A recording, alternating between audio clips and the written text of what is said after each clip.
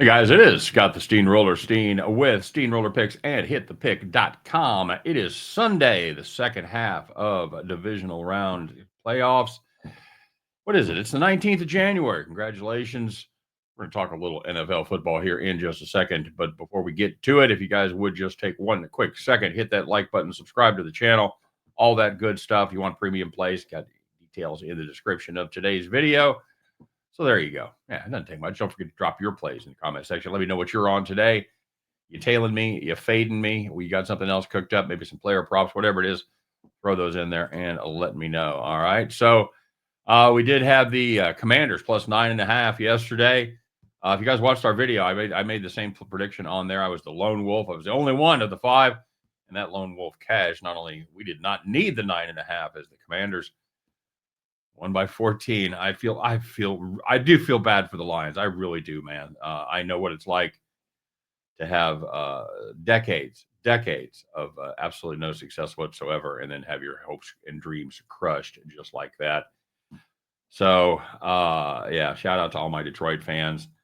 I kind of wanted to see them go. I really wanted to see them in the Super Bowl against I don't know anybody. Oh, maybe the Chiefs. I don't know. Brutal, but congratulations to the Commanders. That is a great story as well. That was an absolute trash franchise under Dan Snyder. They finally were able to get him out, get new ownership in there. And Coach Dan Quinn, Cliff Kingsbury, exiled from Arizona, running that offense. They looked really good yesterday. So should be a fun game against the Rams or the Eagles. We'll see what happens there. My best bet was the Chiefs minus 8.5, which is why when you sign up for my premium plays, I do make sure that I get them out there the night before so you can beat any kind of ridiculous line move as that line moved to 9 or even 9.5 by game time. So we will take that half-point win there. As I'm sure there was booing in the sports books across the country as Matt Ariza ran out the back of the end zone there to make that 9 at the end of the game. Jesus. Okay. Went 1-2 on college basketball. We hit the North Dakota, South Dakota under. By the way, keep an eye on South Dakota. That's just going to be just about an automatic over as they went over 170.5. And yeah, no sweat. We had the Kansas K-State under. Nope. Bonaventure. Nope. So 1-2 there. Let's talk about today, shall we? By the way, we've been on a little bit of a run here lately. Last week or so, we're 6-2 on the free plays. I got to tell you guys, I know there's a lot of complaining out there on social media. I know that the Texans had beef about the officiating. Was there a couple questionable calls? Sure. But here's the deal. You're going to have the officials.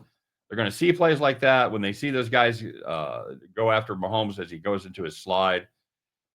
They're going to see all that happens in real time, man, and none of that can be reviewed. And to hear people bitch about it, and like, well, that they won because of the refs. Well, it had nothing to do with the 8 sacks that they were able to get, or the fact that Houston got a blocked field goal. I mean, I don't know. To me, and I got to be honest, watching the Chiefs is a lot like watching the Pats in their prime. The defense is good, but teams, they're able to get a few points to get them, give them a little bit of hope, but they're able to bow up when it matters. The offense goes through stretches where they don't look great, but they always seem to convert when they need it, and they do very well in the red zone. Most importantly, 2 characteristics these teams share. Number 1, both have great head coaches and the quarterbacks. Number 2, they don't make mistakes or beat themselves. So, again, bitch about the Chiefs, bitch about the refs. 7 straight, baby. 7 straight AFC championship games. Pat Mahomes, in a season where he's been the starter, has never not played for the AFC championship. So, okay. By the way, happy birthday to T-Train. I know it's T-Train's birthday today, and here's wishing you nothing but the best, my friend. And I know you weren't happy about the Chiefs win. Maybe we can get both your bets to cash today for your birthday. We'll see. All right, let's talk about the Ravens and the Bills, the game that everybody wants to see, right? It's going to be the night game. It's going to be the closer, the headline game, if you will. Looking at the total, 51.5. Gonna play the over here, kids. I'm not gonna drag it out. This Ravens defense, we talked about them a little bit. They've been better lately, giving up just 11.4 points in their last 5 games. And yes, last week we talked about the personnel changes they've made at linebacker and in the defensive backfield. Certainly has helped. But you know what? In that 5-game stretch, they're also helped by the fact they played the Steelers twice, the Browns, the Texans. and the Giants. None of those teams are in the top 17 of scoring in the NFL. The Texans, by the way, they're the best team. They are 18th. This offense has scored 28 or better in. Sorry, I had to pop up there on my screen. 28 or better in eight and five straight, 8 of their last 10. Running game has been fantastic, as it always is with the Ravens. They've averaged, but it's been even better lately. They've averaged 242 and a half yards per game over the last 4. And these teams met earlier in the season, as you probably know. Ravens rushed for 271 and put up 35 points. Not counting week 18 when they rested everybody, the Bills, their scoring has been absolutely ringing up the numbers lately. They have scored 30 or better in 11 of their last 12. Their defense has done well lately.